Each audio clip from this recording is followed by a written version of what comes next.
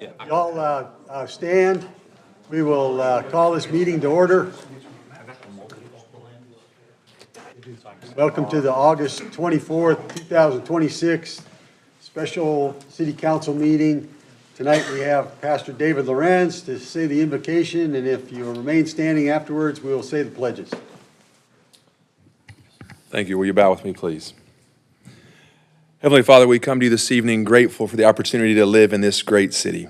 And tonight we recognize the decisions made in this chamber affect thousands of people. And so as our leaders consider this year's budget, we ask that you would give them wisdom, discernment, and humility. You would help them focus on the needs of the entire community and remind all of us that this budget represents our city's priorities and the services provided to its citizens. Give those who serve courage to make difficult decisions, patience to listen carefully, and the integrity to act honestly and responsibly as they serve our community. And may we all respect one another so we may honor you, and may you continue to bless our community as we serve you and follow after you. We ask this in Christ's name. Amen.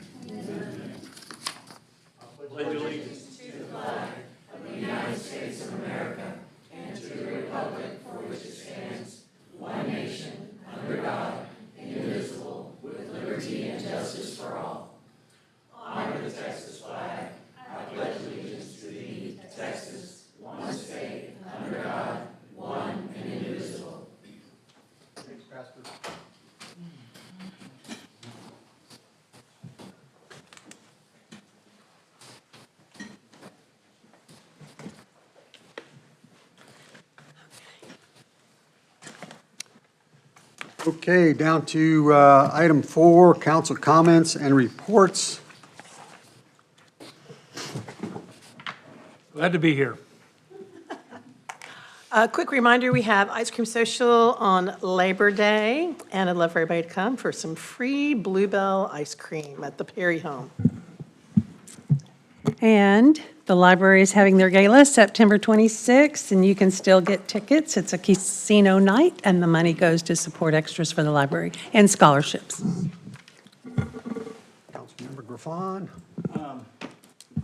Mayor and Council, I want to apologize to you all for not being able to make the special meeting that y'all had this couple of weeks ago, and I wish I could have been here. I was able to watch it at least 3 times now.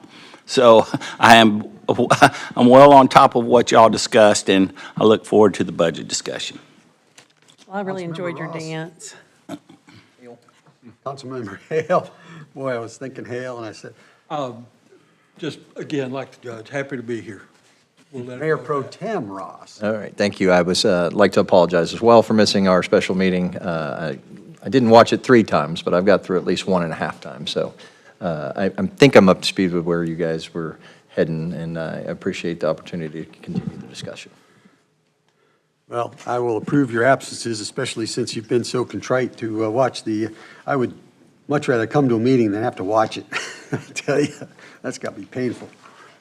Okay, moving on. Item 5, public comment. To comply with the provisions of the Texas Open Meetings Act, the City Council may not deliberate any item not listed on the agenda. As such, the City Council will listen to public comment and may, 1, refer the item to City Management for further action, or 2, direct staff to place an item on a future agenda during public comment. The public shall comply with the Council's rules of decorum. Everyone desiring to present comments should have completed public hearing comment card in the foyer and submitted it to the City Secretary. At the podium, each participant shall give his or her name and address in order to provide a proper record. The rules allow each person 3 minutes to present information. However, I encourage everyone to be as brief and to the point as possible. Daryl? Rodney? Is there a Daryl?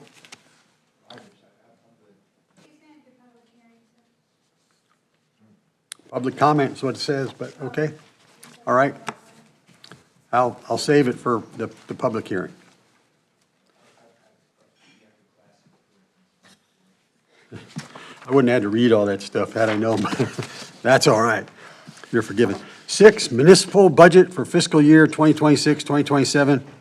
Conduct a public hearing regarding the proposed fiscal year 2026-2027 municipal budget for the city of Friendswood. It is now 5:36 p.m. I call to order this public hearing regarding the proposed fiscal year 2026-2027 municipal budget for the city of Friendswood. This public hearing is being held for the purpose of giving all interested persons the right to express their views regarding the proposed fiscal year 2026-2027 municipal budget for the city of Friendswood. Everyone desiring to be a part of this hearing should have completed the public hearing comment card in the foyer and submitted it to the city secretary at the podium. Each participant should give his/her name and address in order to provide a proper record of this hearing. The rules allow each person 5 minutes to present information. However, I encourage everyone to be as brief and to the point as possible. I'd now like to request that staff summarize the subject of this public hearing. Rhonda Palaskis, Good Finance evening, Mayor Director. and Council. Texas Local Government Code mandates that a public hearing be held on the proposed budget to allow comments from the public, so that's what we're doing tonight. I'm going to do a very high-level overview of the past presentations that we've done at prior council meetings. You've all seen this before, so I can go as fast or slow as you want. Just interrupt me, ask questions, whatever you need to do. Well, as always, we're going to get started with the vision statement that was adopted by council on July 1st, 2024. And then here are our key 7 key budget drivers, and I think we've talked about each one of these in depth. The severe weather expenditures, we've included $500,000 in the budget to build a reserve in case FEMA does away with funding large events. Emergency response vehicles, we are asking to be able to transfer $600,000 from the general fund to our vehicle replacement plan to build funding for our emergency vehicles, our fire trucks, our ambulances, and then our deferred maintenance. We have $500,000 in the budget for that. Last year, we were able to fund that with the use of fund balance. That's not going to be possible this year. We're not expecting to end the year, the fiscal year, with revenues over expenditures this year. So that won't be a possibility. And then we have an increase in the FVFD contract, and then we have some other forces at work that I'll show you later in the presentation. So the proposed budget changes. And these are there's only one change, well, 2 changes since the August 3rd City Council meeting. And we deleted a force at work, the special election services, $150,000. That was not going to be needed since we weren't going to have an election in November. And then we went ahead and bumped up one of our decision packages that staff felt was really important. That was for one deputy city attorney. Staff ranks the decision packages, and it was very interesting this budget cycle because all departments ranked this right below the merit, and that rarely happens. So we felt like our city attorney needed some help. The total proposed revenue of all funds is $129.4 million. And this is all funds, not just the general fund or the water and sewer fund. So the tax rate. Back up, Rhonda, Okay. just to explain to people, because other is a pretty just a big second. category there, $42 million. Could you just kind of touch on a few of the other revenue sources that we have there? So the other includes like the use of fund balance or retained earnings to complete capital projects. That's the largest majority of that revenue there. There's some interest earnings in there, and then some other miscellaneous receipts related to garbage billings. The vast majority of our bond proceeds that were issued in prior years for projects that span multiple years. Thank you for. So the tax rate needed to support the budget is 55.9723 cents. This will help support the operations of the general fund as well as pay the tax debt service obligations of $6.8 million. Again, the total tax rate that's needed to support the budget is 55.9723 cents. And the M&O portion of that is a little over 44 cents, and the debt service rate is almost 12 cents. Just keep in mind, when the tax rate's lowered, what gets decreased is the maintenance and operations part of that. The debt service stays. Have you changed the numbers on these slides since our last presentation, or are they all exactly the same? The only thing that has changed is switching out the election services, the 150,000, and then adding that decision package. But that was, there was no change to expenditure. So the numbers are the same. Since we're going back, may I ask a question? On the 65 and over, and I think it's somewhere in there in the details, you told us the dollar amount? That might be what you were just showing us. 1.3 billion was the ceilings. Okay, 1.3 billion, so that's saving our 65 and over residents. Well, That's the values. that's the total value that's frozen, meaning that despite, we saw, for instance, when we got the preliminary values, we'll have a total valuation of well over $6 billion. But once you deduct the freeze ceilings, the business personal property tax exemptions, the homestead exemptions, and anything else, what's left is that 5.7. And Rhonda, how much has that gone up from last year's? There was no significant change in the values of the freezes from last year. We did have that, I'll point out again, we did have the new exemption due to House Bill 9 for commercial property, 2,500 to 125,000, so we lost about $35.3 million there in value.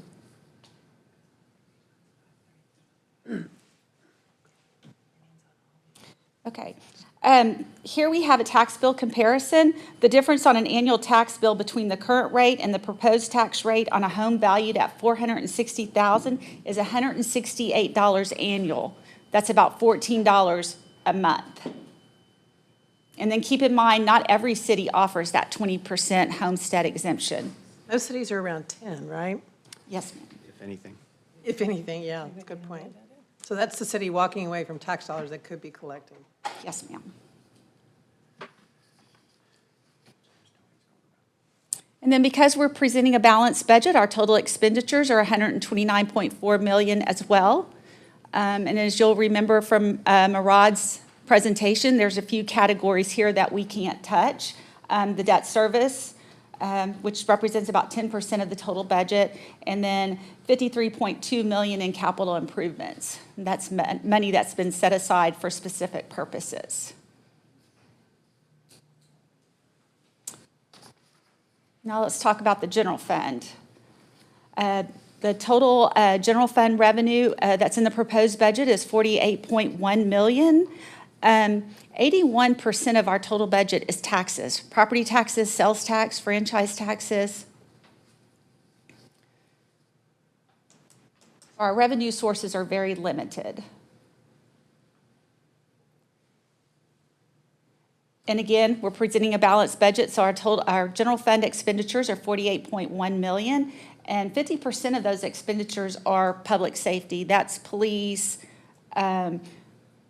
EMS, emergency, the entire emergency services department. And the FVFD contract is also included in that line. And here we have our forces at work, which total $2.1 million. And you can see there where we've deleted the special election services.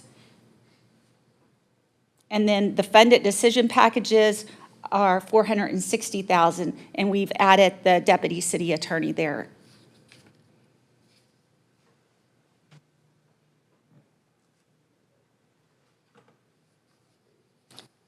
And then here is a listing of all the unfunded decision packages, and those total $1.8 million.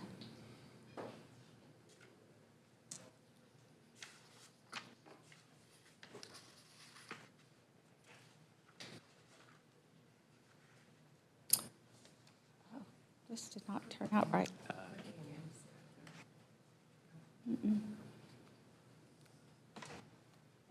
Oh, there. One little. So apologies on one of the text boxes not showing Why it's not popping up. Okay, this is our general fund balance pie chart. That $17.96 million, That's not fund balance as of today. That's fund balance as of October 1st, 2025. And this is the activity that's taken place. So of that 17.96 million, 5.2 million is uses of fund balance. Those are items that you've seen on budget amendments, capital improvement items. So when you look at that and you take the 5.2 million from the 17.96, you're a little over 12 million. In the box that you can't see anything, that's the non-spendable and the restricted, and that's like 11 million. And in there is our 90-day reserve requirement of 10.1 million. And then we have some advances that we did for grant funds, and we're expecting reimbursement on that 523,000. And then we have some planned uses of about 1.3 million. And in that number is the general funds portion of the roof over at Blackhawk. And so you can see what we have left is only 194,000 after taking all those items into consideration.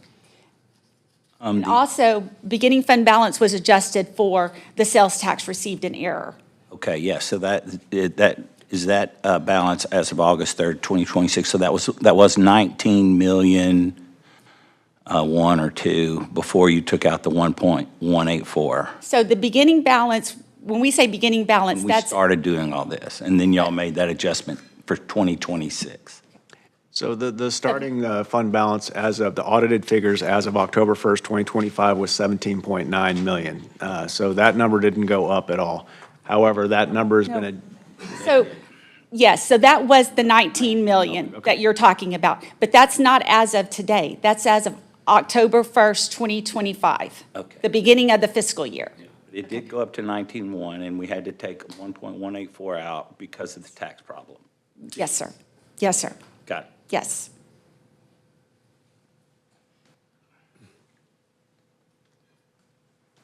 Okay, if there are no other questions on the general fund, we'll go on to the water sewer fund. So total water sewer and revenue is proposed to be 25.1 million. Of that amount, 24.2 is projected from utility fees, and then the remaining 860,000 is projected to come from administrative fees, interest, and meter sales. And again, water and sewer fund expenditures are proposed at 25.1 million.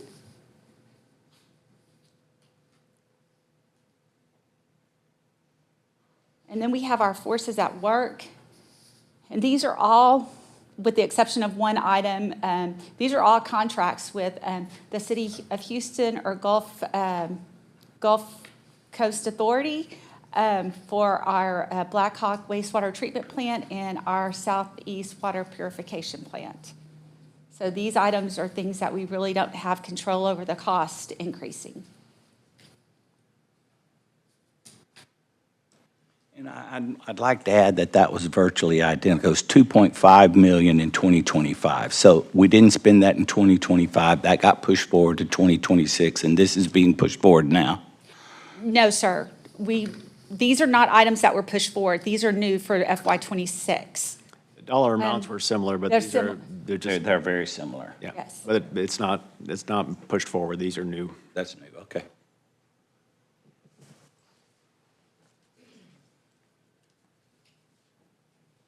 And then the decision packages that were funded in the water and sewer budget, merit, a customer service compliance coordinator plus their vehicle, and then the wastewater analysis services. And then we had one unfunded decision package, the water system infrastructure planning and hydraulic model update.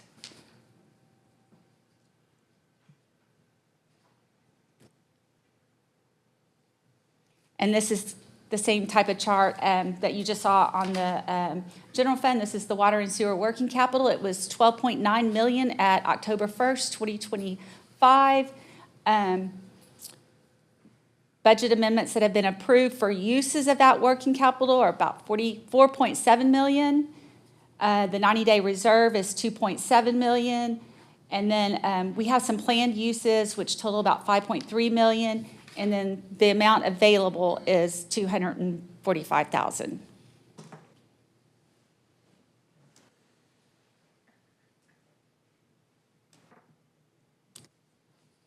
okay, where do we go from here? So tonight, we're having our public hearing. The budget can be adopted at this meeting, or it can be postponed to the September 14th meeting. And then any input or directions appreciated. All right, well, let me go back to Mr. Rogers. Mr. Rogers, this is your time if you'd like to speak on this topic. Okay.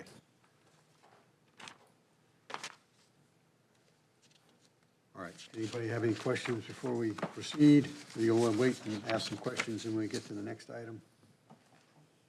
Next item is discuss and take action concerning the City of Friendswood's proposed fiscal year 2026-2027 municipal budget. So, wait a minute, do I need to close? Yeah, let me close the public hearing. All right, now close the public hearing at 5:50. And moving forward, so we have to talk about this. We need to figure out where we are on this budget. So, Rod, you want to? Just briefly, as, Our options are. well, as you well know, we've been discussing this for well over 2 months. This is, I believe, our fifth city council meeting regarding the FY27 budget. Tonight, you don't have to take action on the budget if you don't want to. It can be postponed until the September 14th meeting. However, as we've said multiple times throughout this process, we need some direction from council. This budget is the culmination of years' worth of, not just a year's worth of work and evaluation analysis, but also multiple years' worth of valuation adjustments throughout the community, multiple years of changes in the economic outlook for this area. One of the things that we've talked about in prior years is, well, we'll just cut this year, and then next year, hopefully we'll see growth, or hopefully we'll see something that will delay the inevitable tax increase. Unfortunately, that decision was made for Friendswood a long, long time ago. When we decided we didn't want 50-foot lots, when we decided we didn't want apartments, or we didn't want significant commercial growth in our community, we made the decision that we're not going to have a lot of new construction. That the new construction we get added to this community's roles is going to be very intentional and metered. We're looking for certain. Slow growth city by design. Very slow growth city. So even if council were to say tonight, I want you to cut expenditures by 30%, the remaining 70% next year, you're going to have to raise taxes. Not to get back the 30%, but you're going to have to raise taxes on that remaining 70% just to be able to provide the services you're going to provide today.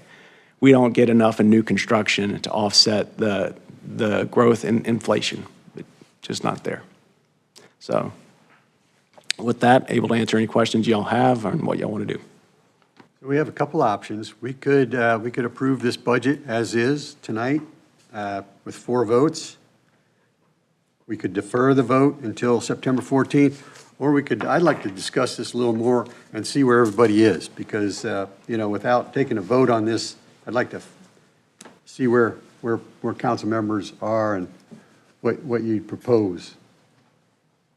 I'm satisfied with what I've heard and what I've researched and talked with the city about, and I'm prepared to move forward to approve the budget tonight. As is. As is. I'm inclined to do the same. I feel like that we've worked this over really, really hard, and I appreciate the good work that's been done. And I've seen in years past where we probably cut ourselves a little short. And when you kick the can down the road, it's very painful when you're having to play catch-up. And as you've already talked about, we don't have a lot of economic growth to offset future expenses. And I really do believe that this is a very conservative and sound budget that's put together. So I'd be inclined to approve it tonight. Councilmember Hanks. I feel the same way, but I'm going to make a couple of points. Because if whatever we pass, we have to fund, right? So that's the sticking point.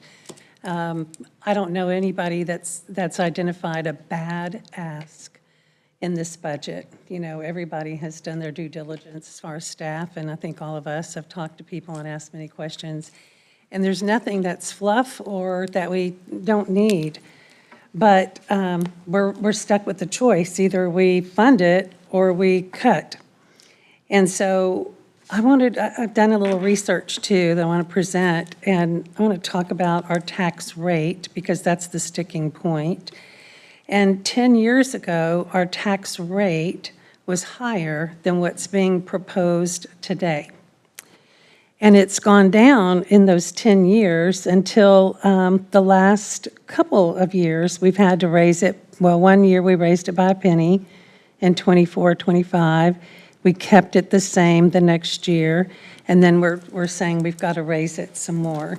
I pay the same taxes, everybody pays the same taxes who's sitting up here. But it's not an easy decision to make, and we have made the decision to be predominantly a bedroom community. But you know what hasn't stayed the same, even though our tax rate has over 10 years? The cost of living has not stayed the same. Salaries have not stayed the same. Hiring people to mow the esplanades have not stayed the same. I did some other research about the cost of living, and in the last 10 years, food has gone up 41%. Housing, new housing, cost of buying a house has gone up 80%. Rent has gone up 50%. And yet we have been looking at the new growth that we have had and the increase in values. They haven't gone up that much, but we have looked at those things, and they have been funding the costs that the city has had to endure and to face to provide the same level of services. And so then we had a devastating flood during that 10 years, and the community wanted a bond. Even though this isn't a bond that fixes it overnight, it's an investment bond to try to make things better for flooding for 25% of our community that got flooded, and it was overwhelmingly passed. That one item is equal to today's tax rate of 4.5 pennies. And the half is a point, it's a decimal point something, but basically 4.5 pennies we have absorbed since we sold those bonds. And meeting the increased cost of doing business and providing services, because that's what we are. We're not a for-profit company. We can't cut our profits. We are a service industry, and it costs to provide those services. We haven't cut any services. If anything, we've added some. But we've also covered, with those increased values that we've all faced, we've covered 4.5 cents for the Harvey bonds. It doesn't take an accountant or even a financial wizard to know that eventually you got to pay the piper. Eventually, you can't keep up unless your values keep growing astronomically, faster than the rate of inflation. And this year, it just didn't happen. It's not city council's fault. It's not staff fault. It's not the county appraiser's fault. It's no one's fault. It's just where we are. And the appraisals did not stay up to even what we had experienced in the past or what we had anticipated.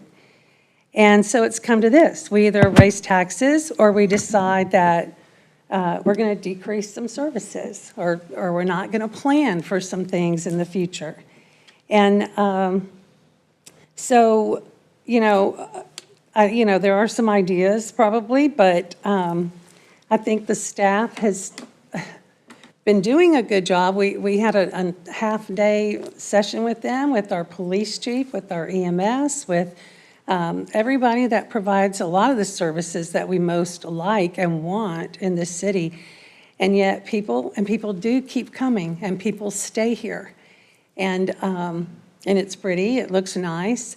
And they're tearing down old houses and building $1 million and $2 million houses all over by the old admin building and other places in town.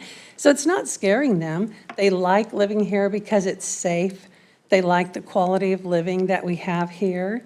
Those of us that are empty nesters have stayed here for some of those same reasons, and you just can't get it for free. And the last point I want to make is that the taxes, we don't send them to Washington, D.C. for other people to send all over the country.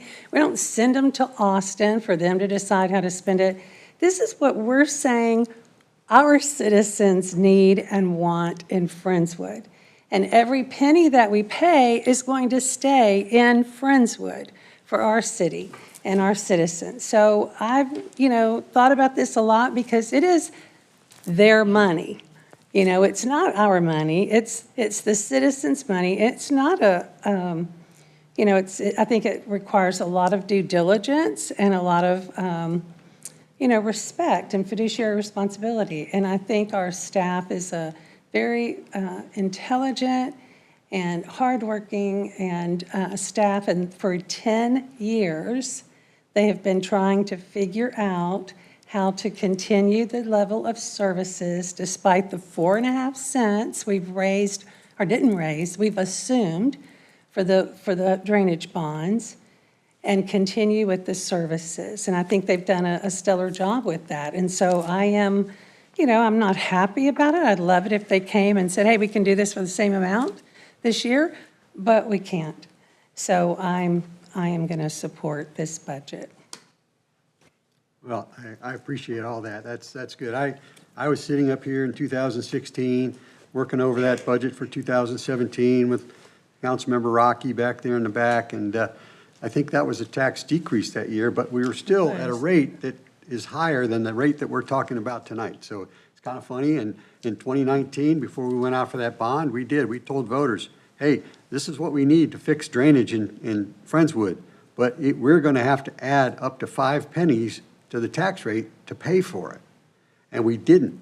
Because of city staff, the magic that they do with these numbers and coming to us every year with a proposal that somehow they do more with less, and yeah, there's a price to be paid for that, and there's a limit to how long you can do that. So I think, obviously, we're at that limit, and things like the severe weather expenditures that we have to save up for now because the feds have already told us that they are not going to pay us back if we have to clean up for a storm like Beryl, when we spent $3.5 million to clean that storm up. That's going to come out of our fund balance.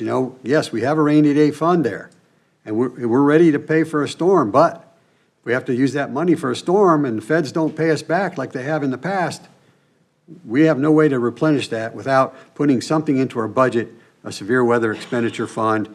We've seen where we just last year this year took possession of a $2.4 million fire truck, I think, and those things are not cheap, but they're in good hands back there with Chief Fuentes and Jennifer and all the folks that go around the city and put out fires. We're thankful for that. But, if when we need another fire engine, we're going to be hurting because we don't have a cash account to pay for those things.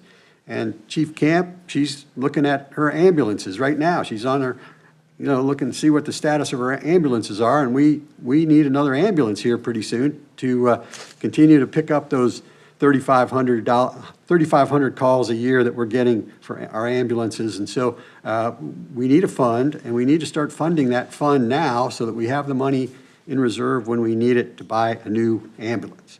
Those are your loved ones that we're going out there and picking up and putting fires out.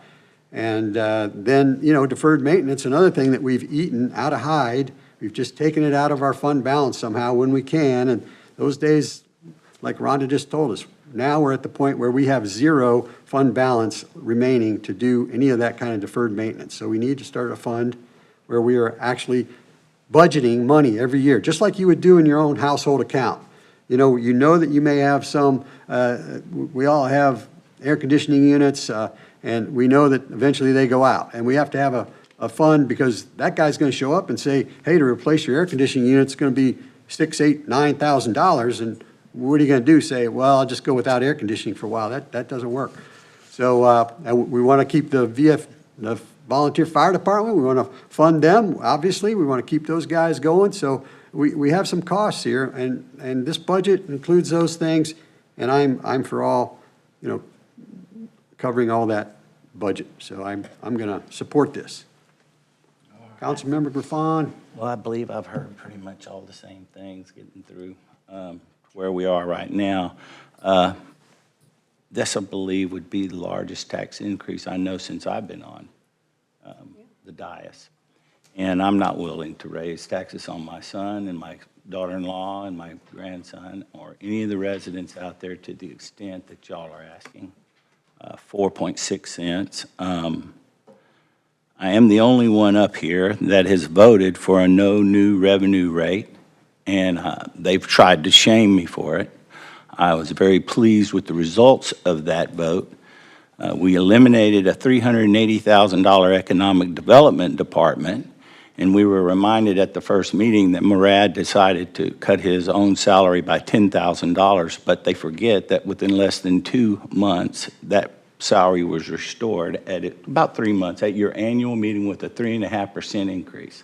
My salary, it was evaluated in April of the following year. The cut was done in September of the previous year. Okay, well, it was restored and a 3.5% increase. It took 2 years to get back to my salary, but yes, sir.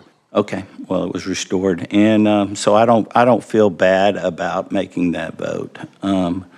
But we've repeatedly heard that Robin say that if we wanted to make proposals or changes, that we can. Yes, sir. And that's what I'm here for, and what I'm willing to do and vote on tonight. But based on the stuff that was said earlier, and I wasn't able to respond to it, I'm going to respond now. Let me begin with what has been discussed about the police officers' pay and public safety vehicles and equipment needs. I made a promise to Chief Bob Wieners, and I make the exact same promise to Chief Rogers here, that I will always make sure he has the resources and equipment he needs to safeguard his personnel so they can perform at the world-class superior level services they provide to our residents year in and year out. Let me make this clear. In Chief Rogers' presentation at our last special meeting, he was not asking us at that time to give his 67 licensed and certified police officers raises. This budget we are discussing today does not address raises for our public safety officers. What we are discussing today is vehicle replacements for the police department, being 1 CID and 6 patrol and 1 animal services vehicles, composing, from what I understood, about 80% of the $600,000 that's requested. And the remaining 4 vehicles will be for public service works, or public works. 1 water utilities truck, 2 sewer water vehicles, and 1 utility customer services vehicles. Before I make my proposal on the $600,000 unfunded fire and EMS equipment replacement decision package, I want to respond to the salaries for our police officers. The gap between our starting officers' pay and other agencies compared is $4,243. Our officers are all paid at various levels based on experience and seniority, and if we gave all 67 licensed and certified officers a $4,243 raise to their current added to their current salary levels, it would only cost the city $284,287 in this budget. Moving forward, it would continue. This would go a long way in eliminating the gap at the start and the gap at the top out. Our merit pay for this year is $310,000 citywide, and not all of that is earmarked for public safety, but most of it is. So if we want to make this a priority for the next budget year or now, I'm willing and able to provide a way to make allowances for the $284,287 needed to make that happen. That can be either added with their merit pay or as a standalone. And I can show you where. And don't interrupt me, please, until I'm completely finished, and I'll make my point and where I'm at. Unfunded forces and work packages. Fire and EMS equipment replacement, $600,000. Now, we have about $3 million in the vehicle replacement. That's not enough, so we're doing a catch-up to catch all the vehicles that I just mentioned. We need EMS and fire. So we're going to add $600,000 to that balance. Public works, water and sewer are on the business activity side of our budget. And because they use a portion of all general government facilities, services, and support infrastructure, we transfer funds from the Public Works Department to the general fund to compensate for those uses. Last year, that was $3.6 million, and this year, that is $3.79 million. I propose we remove the $600,000 from the decision package and use $600,000 from the interfund to transfer to the vehicle replacement fund. Deferred maintenance allocation, $500,000. We do not have a deferred maintenance fund, and I agree with all my colleagues that this is an important item to fund. Currently in streets and roads, we have a line item for $500,000. That money was placed in our budget when there was no other way to fund streets and roads. We now can fund our streets and roads through a special 3/8 cents tax dedicated just for streets and roads. Last year, this tax exceeded, and this is from Whitley Penn, improvement costs by $3.1 million. Like anything, our budget, once it gets a line item, it never goes away. And it's always funded every budget year because councils voted on it many years ago. I propose that we amend the budget and remove this line item of the budget and transfer these funds to a new deferred maintenance line item for now, or until the voters elect to no longer fund the special 3/8 cents tax, and then it can be put back in. Deputy city attorney's decision package is $150,000. This is an easy decision. Karen needs the support to do her job effectively, and public records requests should not distract her from her duties. Several years ago, Murad and I were discussing books we were reading during an agenda prep meeting, and he told me he was reading an informative book about a former San Antonio city manager, Cheryl Scully, who authored the book Greedy Bastards. She had a plaque in her office, and on it was a quote from Mark Twain, which read, "Do the right thing, it will gratify some and astonish the rest." That is what I'm trying to do here. In reading that book, one of the administrative decisions she made was to move the Community Development Department to the business activity side of the government budgets and fund the department from the charges for services, permits, licensing fees, which paid the department costs and salaries. When there was a recession, the department was self-adjusting. And when there was a booming economy, the staffing would increase to that demand. The Community Development Department budget is for this year about $1.9 million, and the department generated over $3.2 million last year. Please understand, I am not recommending we move our Community Development Department. However, we do need to recognize as we approach build-out, the Community Development Department will experience decreasingly overall workload. Therefore, to that end, at present, we have an opening for a building inspector. Instead of filling that position in the Community Development Department, I propose we use that $150,000 to fund the Deputy City Attorney's Office. Disaster Severe Weather Fund, $500,000. For me, there's been a lot of confusion in regard to what we will be funded, what has been funded, and what will be funded going forward. At our last City Council meeting, and since then, many references to Hurricane Beryl have been made, and I just want to record the record to be clear. In the Whitley Penn government-wide audit presented to Council on April the 4th, 2026, for the year ending September the 30th, 2025, the city was paid $3.3 million for Beryl. Regarding the unfunded disaster and severe weather funds, the $500,000 proposed is woefully inadequate. As mentioned at our last meeting, I wanted some time to review the audit because the Whitley Penn audit is the Bible of our government-wide fund balance, and at the end of each fiscal year 2026 will end September the 30th, 2026. And in the meeting to come up in April 2027, Whitley Penn will again be presenting their report for 2026. For the year 2025, we collected $2,140,611 million more in property taxes than we did in 2024. And in 2024, we collected $2 million more than we did in 2023. In that same year, we collected $1,201,239 more in sales and mixed-use taxes than in 2024. Mayor Mike mentioned in our last meeting that last year at the last minute, we decided to lower the tax rate by over a penny to the same tax rate we had adopted the previous year. I approached Mayor Mike and Murad, and I asked them and the council to trust that the funds in the sales and mixed-use tax would cover the difference, and it did, and it has.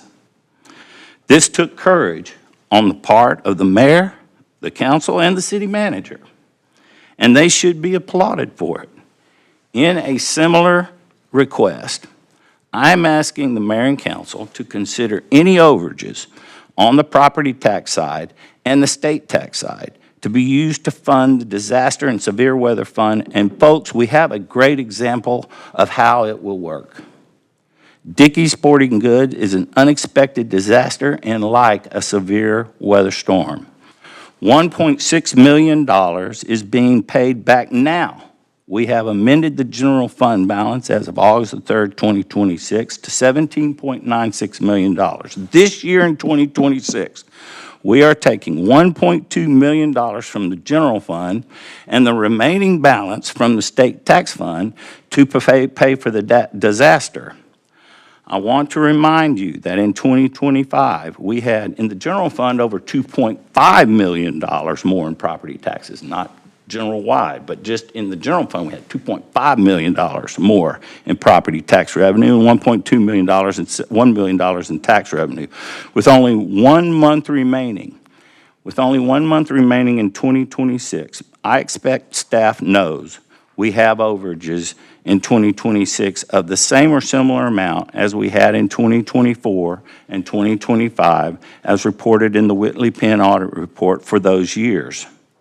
My proposal is to remove the $500,000 from the unfunded severe weather fund, and at this time, and if there is any overages in the property taxes and sales tax fund in 2026, 2027 budgets, then I propose at least half of all those funds be used for this line item.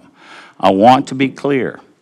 I am fully aware we are already using some of these funds for remaining balances owed for the Dickey's Sporting Goods disaster for 2027. Therefore, there may not be any funds. There may not be any funds available in 2026 and 2027 budget year to fund this line item, but I am confident that there will be. Conclusion. That is $1,750,000 removed from the forces at work for this year's budget, which would reduce our proposed tax rate by $1,750,000 divided by $577,000 a cents, or 3.0329 cents. The proposal I'm making is to adopt a tax rate of 52.9394 cents. That is a tax increase of 1.5222 cents above our last year's tax rate and a 1.44 cents above the NNRR tax rate. Now, I have not, in the 9 years that I have been on council, ever micromanaged Murad Kabiri or any staff how to do. What I'm suggesting here are just suggestions and proposals, but I want to try to move these out of the decision-making packages from other places or get them from other places, as you've just heard. I do have a question, and that's the tax rate that I can support, the raise. I do want to have one quick question with our debt service, and I just have, my eyes have gone cross-eyed. The fund balance of the Friendswood City PID was $8,513,310 at September the 30th, 2025. Special assessment revenue bonds of $36.9 million were issued during fiscal year 2025 and were used for initial major improvement of the projects. The remaining fund balance will be used for the same purpose, which I assume they were used in 2026. Where is the special assessment revenue bonds line item in our budget? And how are, and is that a part? Okay, that's what I want to make sure. That is not a part of our 11 cent debt service. And I've saw it in here, but I've now lost where I found it. So the PID fund, it is not included in the city's budget. Okay, because I looked for It's it. not included. It's All right. considered a blended component unit, and it's not part of the city's budget. Okay. So, and those bonds are not included in the debt service rate. Okay. Well, I do know, I want to mention that total expenditures of the general fund were $4,011,418 below the final expenditure budget in 2025. And in regards to the salaries for the police officers, that year, and I know that we've increased the budget for this line item, $372,389 below budget was spent in parks and recreation due to less repairs and maintenance in facility operations and a decrease in landscaping and mowing in the parks operations. Now, I know we increased that budget that year, and we've increased it again this year about 7% or something like that, I think I saw. But if you really wanted to fund the police officers, and I will, I'll put that $284,000 right out of the Parks and Rec budget and put it right into the police department for raises for our police officers. I have no problem doing that. That's where I'm at. Thank you, Robert. To address some of the comments so that we're all talking from the same page, the $500,000 for streets that have been talked about for years doesn't exist. So for a number of years, that was taken out of our fund balance. It was not taken out of the revenue from the taxes. So there is no $500,000 for streets for us to shift. With respect to the police raises, the police chief, along with our HR and our finance director, have looked at it. The total drive-out cost for those adjustments is right around $485,000. It's not a simple linear equation of $4,000 per officer. I bet they'd like $4,283. I'm sure they would love it. 0.75%. That's also part of the merit pool itself. Every year when we adopt a merit, we're adjusting the salaries of employees. So next year, those costs for those employees are going to be that much higher than they were the previous year. Yes, there are years that we come in under budget simply because we have vacancies, or some departments don't spend the money, or there's a project that spans multiple counters. 2025, it was $1.1 million under budget. Correct. And we had a fund balance, as you saw within the previous pie chart, that we had the uses of fund balance of over $5 million just this fiscal year alone. Every month, we have budget amendments on there. We cannot take inter-fund transfers from water and sewer to subsidize general fund operations. It's illegal. All right, well, you do have the fund, and I know you're making this in the vehicle replacement funds, but I do want to, the vehicles we're talking about are public works vehicles. And those are being paid for out of the water sewer portion of it, unless there are streets and drainage. So if they're a water sewer vehicle, they're being paid for by the utility bills. Finally, with respect to Barrel, I have never said that we didn't get reimbursed for Barrel. We have been reimbursed for Barrel. My comments are the state has already notified us that they will not reimburse us for a Barrel-type event in the future. You are correct, $500,000 is not nearly enough to fund a Barrel. I'm just stating that it was said, and you can go back and look at it, that the feds were not going to pay $3.4 million for Barrel. And I'm saying that it was paid for. All you have to do is go look, Mo. And like I said, I've never micromanaged you, and I'm not going to micromanage you now. I'm just giving you suggestions and proposals. Where it comes from and how it's going is your job. And you've told me before, whatever you give me, Robert, I'll work the hell out of it. And that is true. That's what I'm saying to you. I just want to make sure that we're talking from the same sheet of music. Okay. So I can't squeeze $500,000 somewhere that doesn't exist, but I understand where you're coming from. All right. Okay.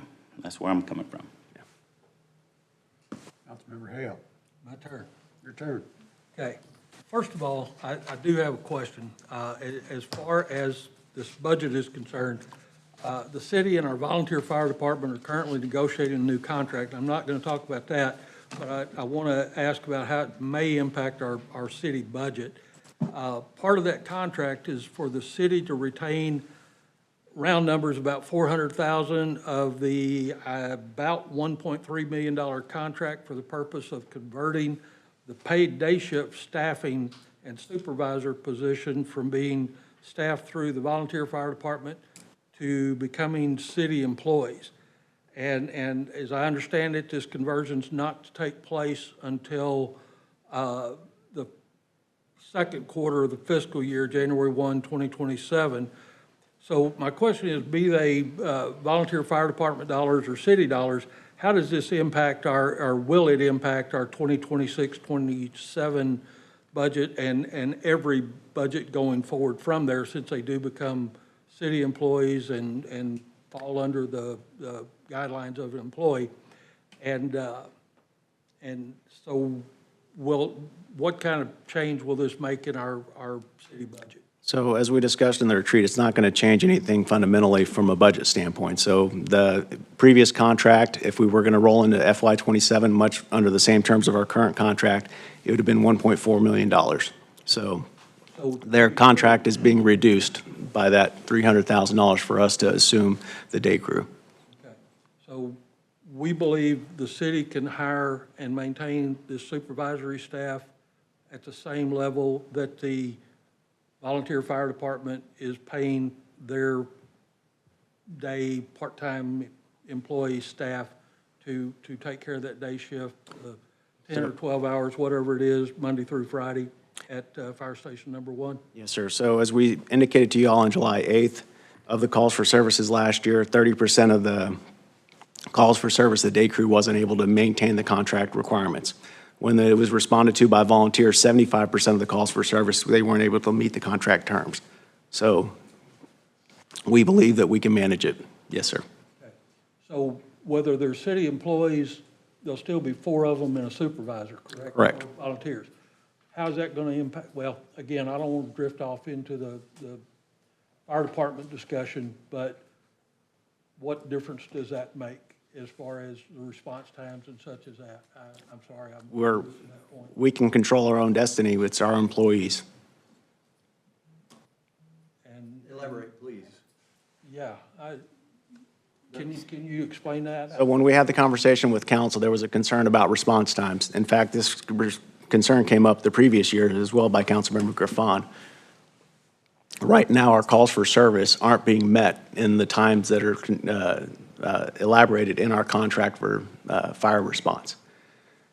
We're trying to take over our own control of being able to, if we're not able to meet those time requirements with volunteers, we're going to increase our part-time staff so that we can do that, period. So you're going to add more people. We're going to have to over time.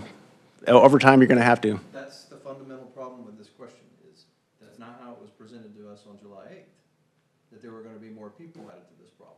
There's nobody that's going to be added to this next contract. Now, we can talk about it in September 14th. But you're going to enact a policy where we have paid professionals working for the city in short order come January. Your assumption is you're going to be able to manage that process better than the volunteer fire department does today. But what I just heard you say, it's not going to cost anymore, but then you just immediately said, yes, it's going to cost more. If we're not- You have to have more people. No, if we're not able to meet response times, 10-10, correct. what are the metrics you are going to impose to make it where we can make 10-10? Because you're changing the contract without describing to the council exactly how you're going to manage the process. So the current contract has a paid day crew, Yep. and that paid day crew will remain moving forward, whether they're employees of the city or they're not employees of the city. And at some point, Karen, you might want to stop me because we're not talking the contract this evening. So we can have this discussion on September 14th if you'd like, because this is not a posted item on this agenda.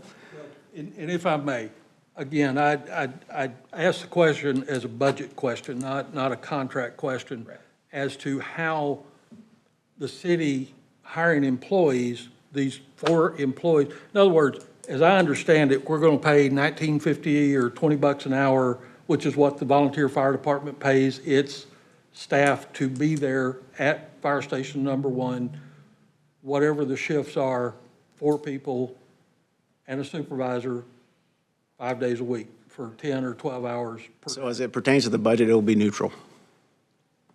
Okay, so you believe you can hire firefighters for $20 an hour as employees to the city?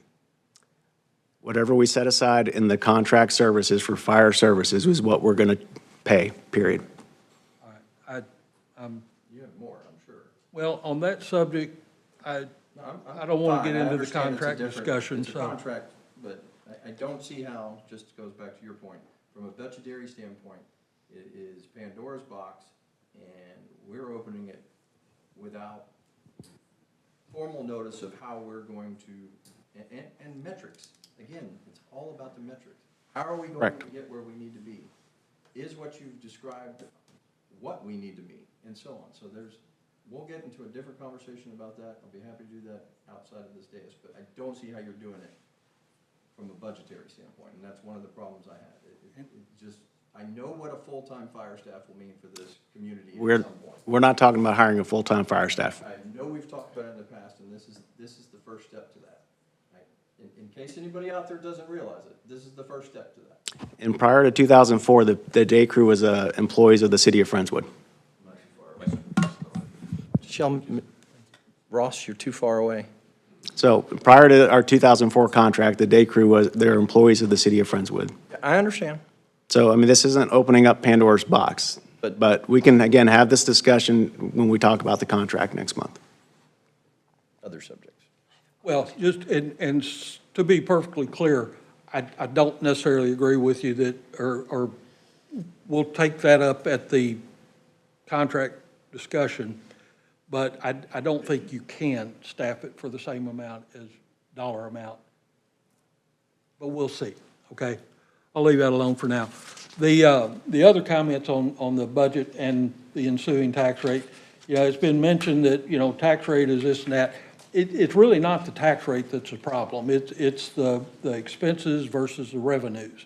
And the tax rate is a result of trying to meet a budget, be it high, low, whatever, with X number of dollars. And it really boils down to the check that the people write or pay monthly in their mortgage escrow or their tax amounts. And, you know, I've got a little bit of written statement that I want to make here, and because I want to briefly explain why I will not support the proposed budget as it's been presented tonight and in the past few nights. Throughout this budget process, I have raised questions and offered specific suggestions aimed at one goal: reducing spending enough to reduce the proposed tax rate increase as much as possible. I suggested eliminating the proposed $500,000 emergency reserve, recognizing that Texas law provides a disaster property tax mechanism that can be used if we face extraordinary disaster recovery costs that are not later to be reimbursed by FEMA, state, or the county. It's a process rather than an event, but it is a possibility. The $500,000 a year for how many years? 7 years to get to $3.5 million. If it happens this year, next year, we've still got to find an alternative way to pay for it or go after the money from somebody else. I asked whether we could reduce the internal vehicle replacement fund lease payments charged to the general fund departments. That answer, as I understood it, was that we could, but we are already delaying some vehicle deliveries, and doing so would create more replacement delays in the future.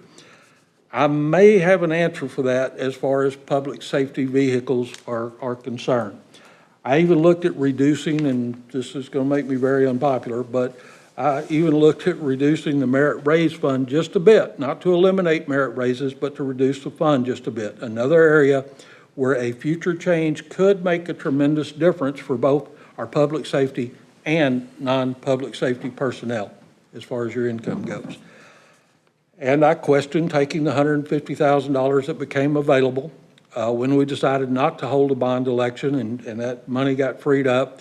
And then now we're going to use it to fund a position in the city attorney's office. Mr. Vaughn has offered an alternative to that. But again, prior to this change, we were okay and we could do without funding that position. And I get it, staff supports it, and Karen could use the help. But before that non-bond election came about, we were okay with not spending that $150,000 to hire the person. Every dollar matters. Those proposals and questions have generally been met, that I've made, have generally been met with explanations that the expenditures are necessary, they are best for the city, or that taxpayers will understand the increase. I disagree. Taken together, I believe these reductions that I had suggested before could be well over $1 million. They may not eliminate the tax increase, but it would reduce it, as is the goal. And that is my goal: minimize spending without sacrificing service levels.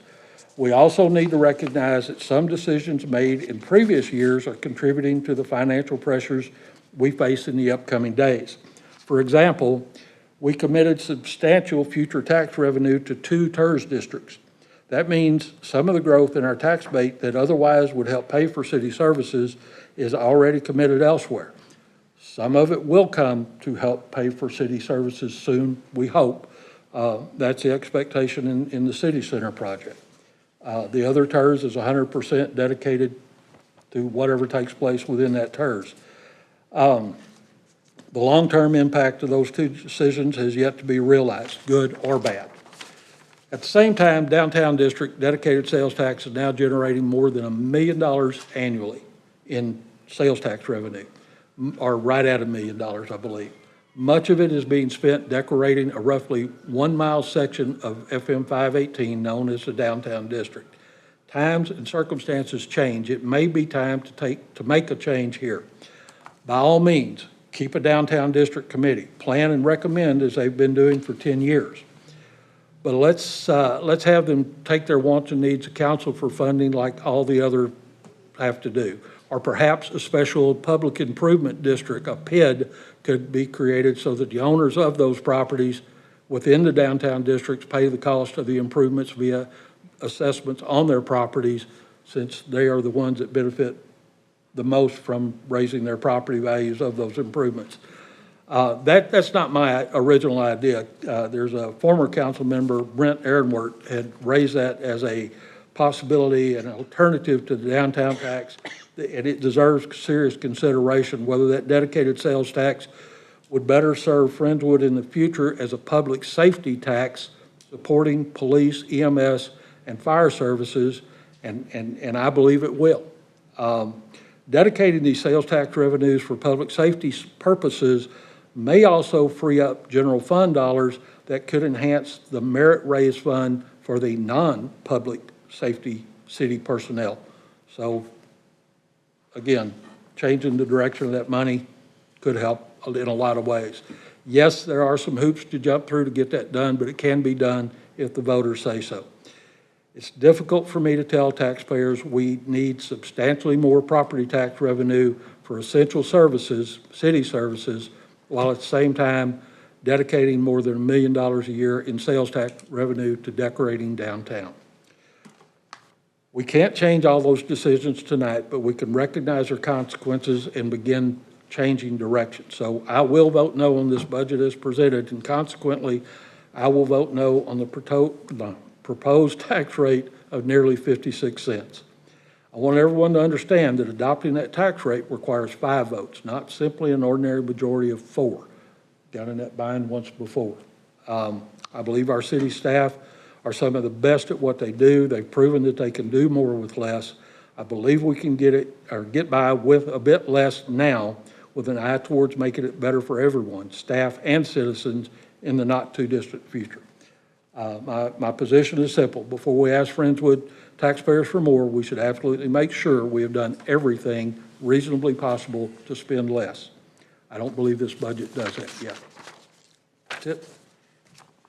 Do you have a number? Robert suggested a number that you would be agreeable to. I'd like to know exactly what the proposed changes would be in order to get there before I would state a number. I think it, to stay where we are, we need $2.4 million, I believe is the round number we talked about, that would keep the tax rate the same.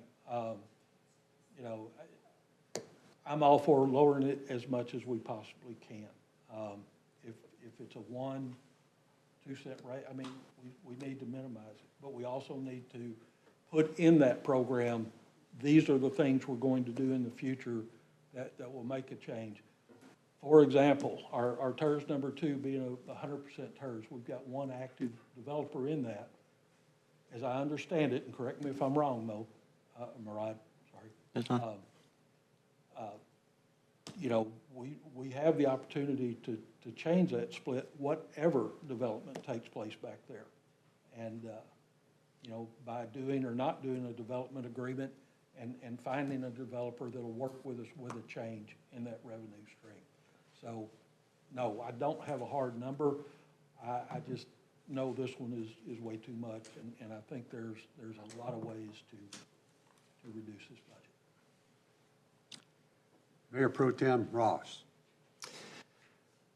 1997, that was the last year the United States government passed a budget without a continuing resolution. 1997.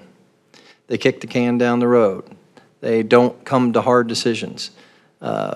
They make what is obvious to the rest of this country seem difficult, that we can't afford to spend more than we make, period. As a governmental entity, we don't get to decide how much more we want to raise taxes because it's convenient for us to balance a budget. It's just not the way it should be done.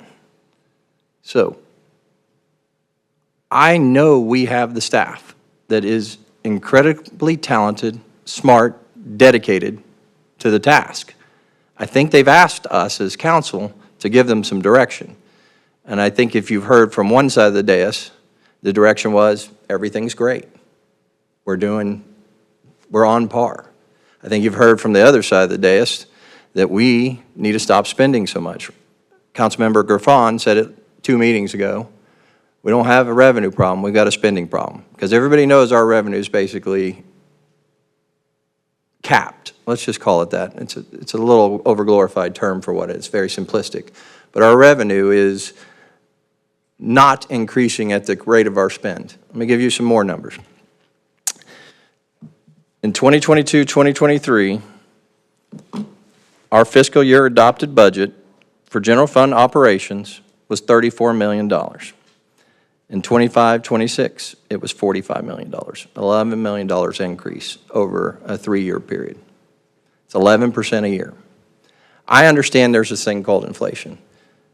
The only way to combat inflation is to stop feeding it. We don't have to continue to feed that bill. We have to look at what services we're providing, and we have to decide which of them we're willing to cut. At the end of the day, I've heard 1 million people come up to me, and I'm not willing to cut my police department. I hear you. I agree with you. I've seen the library do the same amount of work, maybe more, on the same budget for half a decade based on the budget. Okay. Parks Department, sorry, Tony. You had a budget in 2023 that went from $4 million to 5.18. It is now creeping up to 6.3 or something like that. I could not find anywhere in our budgets where the amount of services has increased relative to the cost. We have got to find a way to drive down those costs or cut services. We can't just keep going along to get along. End of story. I have 7 or 8 pages here of ideas on how to save money. You know, the problem is we have a meeting, let's call it July 8th. We start looking at our budget. We start getting some ideas on how we can save money. And then we start picking it apart as a council. We start asking questions. We don't know near as much as the staff. We never will. We don't have that much time, well, some of us, and we don't have as much of the resources at our hand. So what I'm going to ask the staff to do is be that. Find those dollars. I'm a no new revenue guy. End of story on this budget. That's where I am, okay? Because if we don't draw the line somewhere, it's going to continue to creep. And I see somebody out there shaking their head because that's just, well, it's just not what it's going to be. We can't make it work. That's what we have to do. We have to stop the spend eventually. And I get it. That means there's going to be some cuts to some services. And we have to rely on staff to tell us which ones they are. So my budget would be at that new revenue rate. It's a little different than Robert's, a little different than Councilman Hale's. But I'm challenging the staff to go find those dollars.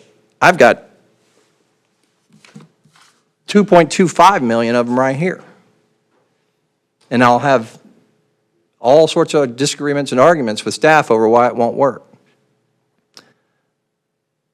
The first one is, we've talked about it ad nauseum, the vehicle replacement fund. We have got to find a way to stretch those dollars longer. Yes, emergency service vehicles are a paramount and priority, but the rest of the vehicles, they need to start taking that 10% longer, or 10% longer ride.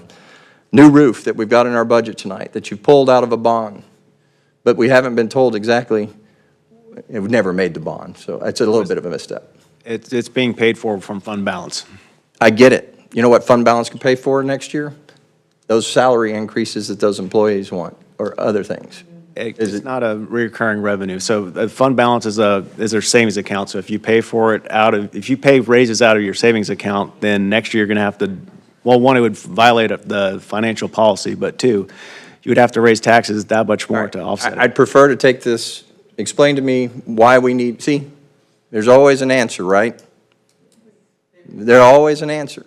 So if there's always an answer, I want y'all to find a way to save $2.4 million off this budget. That's what we're challenging you, or I'm challenging to. And there is always an answer. I said this, we had meetings, and we talked about this. We as city staff, we know this budget, we know the city's operations inside and out. I mean, anybody that's here. I've been here, this is my 20th budget with the city. And we're passionate about it because we're passionate about the service that we have to provide. Our citizens demand it. They're not asking, they're demanding it when we aren't able to provide what they need when they want it.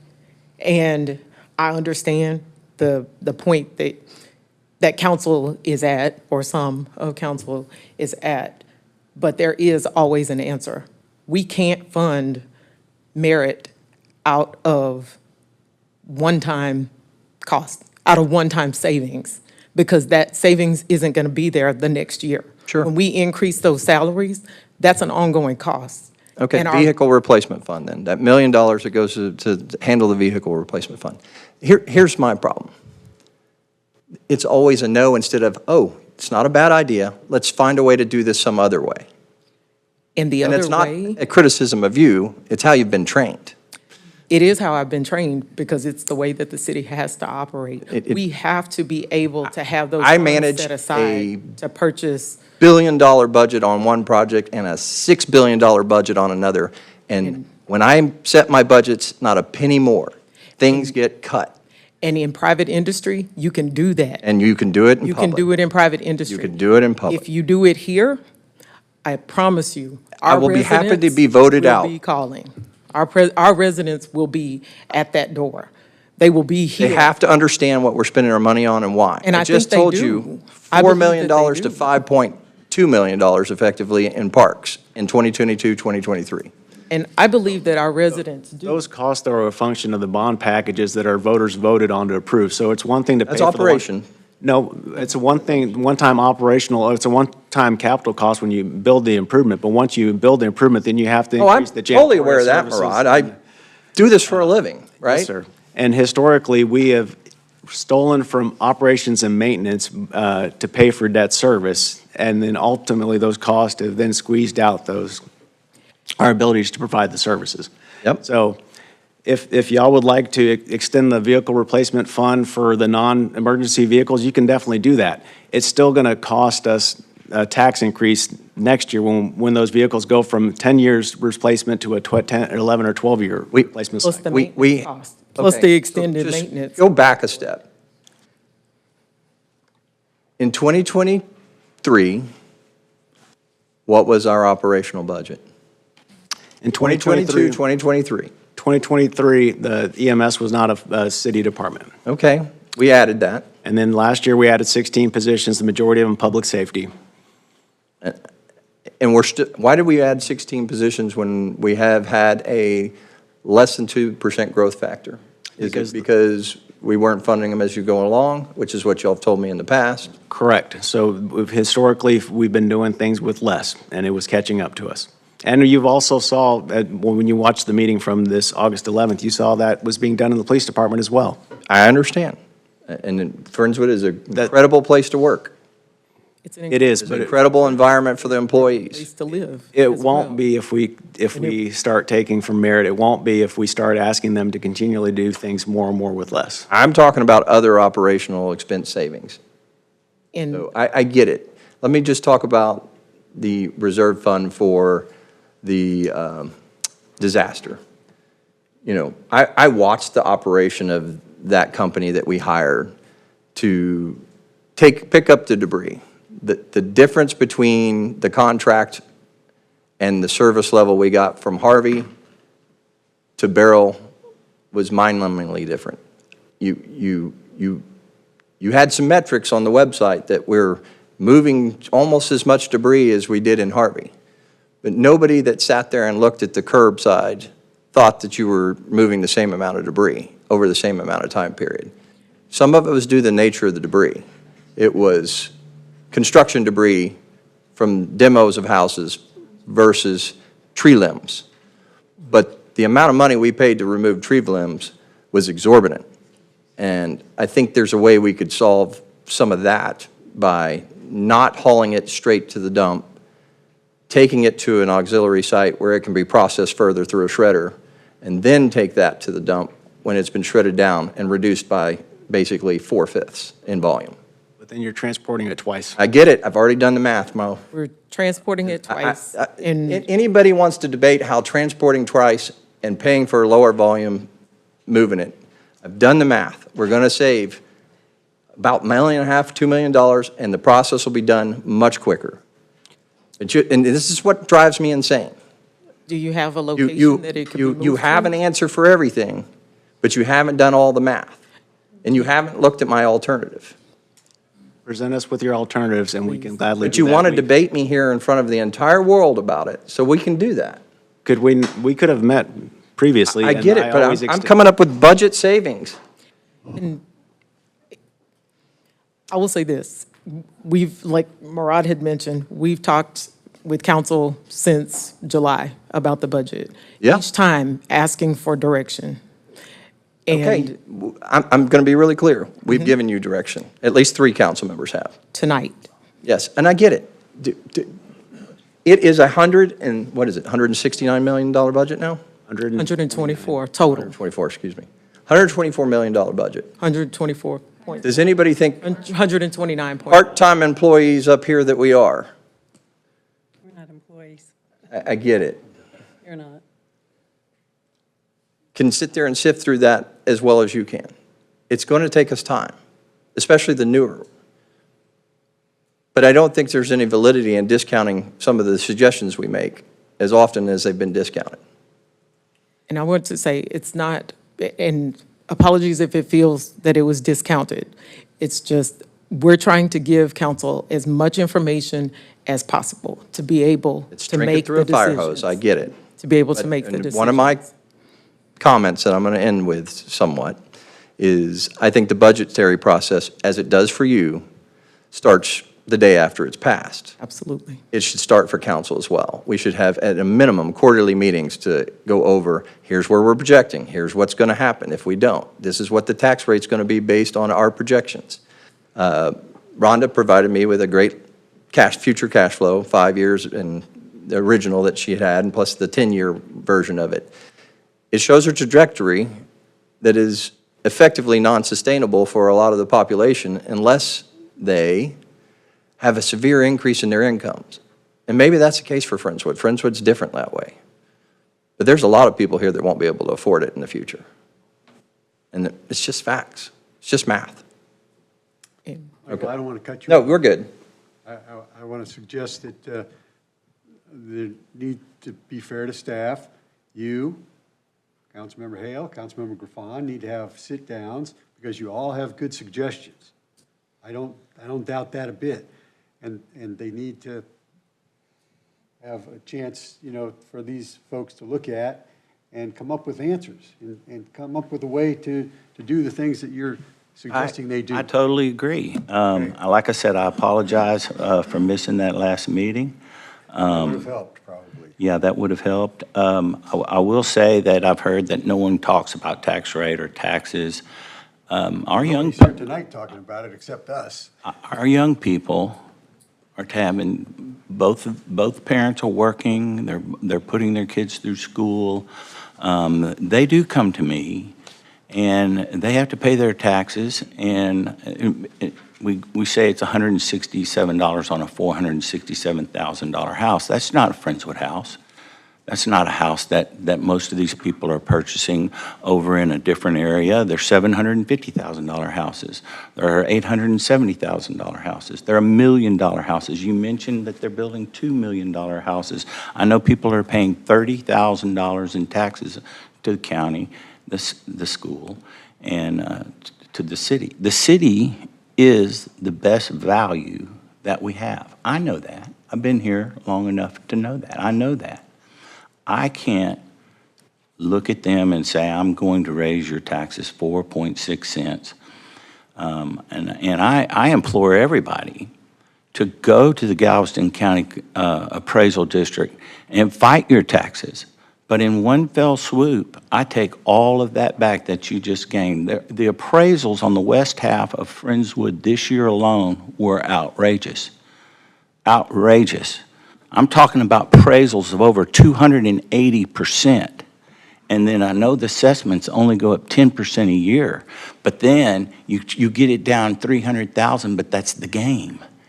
You didn't get it down the 280% that they went up. So every year your taxes go up. Well, there's a factor. There's the rule of 7 and the rule of 10. If your taxes go up 10% a year, you're paying double in 7 years. In 7 years, you're paying double if your taxes go up 7% a year, you are paying double in 10 years. I'm talking about in just the time that I've been on this council, people's taxes have doubled.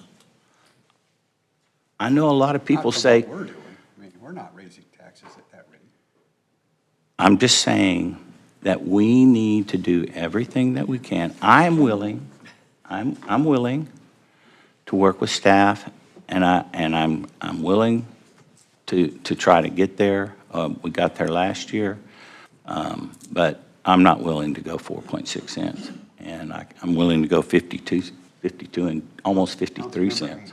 So to move us along a little bit, because we did start this with retreats in the summer, early in July, and I remember you all sitting there. Every budget manager in the city was there. And y'all said at least a dozen times, this is your budget to city council. Here's what we're proposing. Tell us what you want. Tell us where you want to cut it. And it's our responsibility to study that and make some suggestions. But it's not our responsibility to micromanage, and I appreciate whoever made that comment down there. It's not. We are not. Can't micromanage. I don't know No. where to get it from. Yeah, and I appreciate And that. I've done that in the past. That's not our job. I'm not going to micromanage anybody. We weren't elected to do that. They are the experts. That's right. And I don't think, I'm going to stick up for them a minute. I don't think that they're being argumentative when they give you an answer. They just live this. They live this every day, 8 to 10 hours a day, and for years. And they have a great track record. Okay, we can't take that away from them. It might be different in another community. It doesn't really matter. They have a great track record, and they do their due diligence. But the tax rate is a big jump this year, 4.5 cents. It's a big jump. Can't deny that. So if there's been talk, I'd like us to think about, I think we lost John. If we don't put $500,000 in an emergency fund this year, there's a penny. If we don't have a line item right now for deferred maintenance and we take that $500,000 out, there's another penny.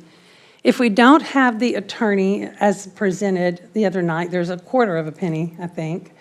There might be another quarter of a penny somewhere. We could probably shave off 2.5 cents. If we have a disaster, we'll have to take it out of our 90-day reserve and fill it back up somehow and with a different plan. If we have something bad that comes up with deferred maintenance, I argued for a line item on deferred maintenance since I got elected because we didn't have one. So we'll just go back to not having one. Or we take whatever surplus, because Robert's right, we usually underestimate our revenue overestimate our expenditures. We did that in the school district every year. We came out great at the end of the year. You never know what's going to happen, though, and I know why we do it, and y'all know why we do it. And you do, and it's solid and valid. But there's 2.5 pennies right there. And we don't have to get into micromanaging what they think that their budget managers have said they need and what the rest of their staff said, yes, that's more important than the thing I asked for, that process that they go through. That drops the tax rate down 2.5 pennies. So would that be, or is it just no tax rate? I mean, do we have any hope of something like that to move forward? So I think in order to move this along, like I suggested, I think this week, I'd like to challenge you three gentlemen to set up meetings with staff, please. Can you make that work in your When did calendar? we take John Scott's $500,000 out of the? Years ago, years ago. Yes, yes, we did. We were getting all that money from the sales tax. Yeah, we moved that out Moved that for out. deferred So- maintenance. Because we had a 3/8 So, cent sales so, tax. so, if you all will, please, you all have good suggestions, please, sit down, share them with staff, let staff vet them and figure out if we can get there. I love all the suggestions, I love all the thought that's gone into this. So what I'm gonna do right now, I'm gonna make a motion, we postpone the adoption of the proposed fiscal year 2026, 2027 budget until our next regularly scheduled meeting on September 14th, 2026. Second. Motion and a second. That will allow us to kind of talk this out a little more. All in favor? Okay. So, all right, I'm going to move on here. I think I can skip item 6C now in this case because we don't have a voted on budget yet, so we don't need to touch on City Secretary McCall. You agree with me? That's correct. Moving on to business item 7A, consider authorizing a license and indemnity agreement with Sterling Estates LLC for the non-exclusive use of the right-of-way along Briar Meadow Avenue for subdivision signs for the Sterling Estates subdivision. Adam Hill, is that you in the back? Hey, I saw a house going up over there today. That's impressive. Don't come up here, sir. No, take your seat. I just wanted to recognize the fact that, hey, there's a builder that's actually putting up a house, so. 2 of them. Yay. Two. Are there 2 going up? I know, there's a bunch of pads out there already. You're making 6? Holy mackerel. $10 million. Well, thank you, sir. All right, so Aubrey, what do you got to tell us? I don't have any slides or anything. I just did want to elaborate on the request. It is a request to put 4 subdivision signs in the right-of-way so that they're not on the corners of the lots. They will meet the sign ordinance requirements as far as size. It's just the location needed especially. We've done this before, Yes, yes, sir. okay? Yes, they're in the backup material. Yeah. All right, so, Motion to approve. Second. motion and a second. All in favor? Okay, When's our next meeting? your Is hands it are up September? for a couple of seconds. Sorry. Hold them up longer. I think, did you get that? Okay. I was looking down here for the slow hands coming. All right, 7B, consider awarding a Public Works and Engineering Building Roof Replacement Project to Texas Liqua Tech Services, Inc. through Choice Partners Contract Number 26/009, Lima-14. Rod? So as we've been talking about for a number of months now, the roof at the public safety, not the public safety building, at the Public Works facility, the Blackhawk facility, is in need of replacement. We knew this when we purchased the building back following Harvey. Unfortunately, we had a greater need of finding a housing for Public Works, Parks, and the engineering departments. Much like you saw with the FISD's Westwood issue this last several months, if we don't fix the roof, we're going to have longer, larger problems that are out there. We had hoped if we were going to have a bond election to fund it with the proceeds, bond proceeds combined with other facilities. However, since we're not having a bond election, we're using the use of fund balance both on the water sewer side, since it's operational on the water sewer side, as well as general fund to pay for it. We can ask our friends at Harris County Precinct 2 to put this in their next budget as well, and maybe they'll. We can try, but they're doing budget cuts themselves. But we're going to try to do Bay Area partnership with them. So, I mean, this probably wouldn't Okay, be funded. all right, well, you're doing all you can. All right, Can I ask a question on it? Yes, sir. please. What's wrong with the roof now? I mean, is it leaking all over? Are we patching it weekly? Tell me what's going on. Well, I'll defer to James and Tony, but yes, the short answer is yes, we're frequently chasing leaks throughout the building. Yes, that is correct. Short answer is there's leaks. The roof is in bad shape. We knew that when we took ownership of the building, and so it's time to replace that roof. We have package units that are on top that requires a lot of maintenance for the staff, the service crew to go up there and fix those units. And so a lot of wear and tear on that roof is also causing a problem too, with a lot of people walking on it to fix those units upstairs, up on the roof. So People walking on a flat roof is causing damage. because of the type of roof that we have, it's not one that's sustained. It's a TPO roof. We need a roof that has a polyurethane roof that has, that's going to be about 75% better than the current roof that we have right now. It's stronger, more flexible, and it does allow for traffic to be used on that roof. Again, looking at the budget and ways to cut it, is this a deferrable item to a point that we could spend 10% of that, keep it in repair until the time, maybe next year, we can relook at some bond proposals that could cover this cost and basically finance it rather than paying cash for it? At the rate of inflation, likely not. So if we continue to see escalators on the construction side of things, waiting another year and doing a bond package for this project probably would be a wash at best. Keep in mind, when we took ownership of the building, it was already 35-plus years old. So, and we had no other facility for which to house that operation because it was completely underwater. So we were already coming into a facility that was already on the tail end of its useful life. And this is going to cost how much? $1.2 million. How much is coming from the general fund for that 1.2? Roughly half of it, if I remember the number. And that was included in that pie chart that Rhonda had shown earlier. Yes, sir. Okay, that's all the questions I have. We did. We already All right, I have a motion and a second. Oh, think we have a I thought we did. Motion to approve? Second. Second. Motion and a second. All in favor? Opposed? Passed 4-2. Okay, item 8, consent agenda. We need a motion on this. Motion to approve. Second. Motion and a second. All in favor? We are adjourned. And I would obviously challenge you guys to make appointments